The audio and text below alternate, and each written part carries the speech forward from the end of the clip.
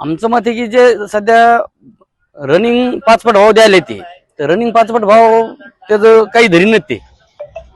चालू बाजार भावाच्या हिशोबाने त्याने पैसे द्यायला पाहिजे. आणि ते असे जर नाही करीत तर तो जोपर्यंत ते काही बी त्याने केलं तर आम्ही त्याला जमिनीत येऊ देणार नाहीत. आम्ही यदला पुरत नाही तर आम्ही नांदेडपर्यंत बी या संघ झगडायला तयार आहे शासनासोबत.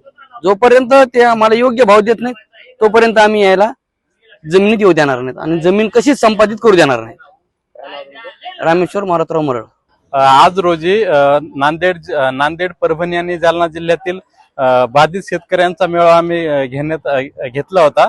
त्यामध्ये आमची अशी भूमिका ठरली, 24/12/2025 ला हायकोर्टाने जो निर्णय दिलाय, परिपत्रक एक वर्ष मागे घेण्याचं जे परिपत्रक काढलं होतं ते शासनाने रद्द केलेलं आहे आणि हायकोर्टानं म्हणजे शासनाच्या विरुद्ध निकाल दिलेला आहे.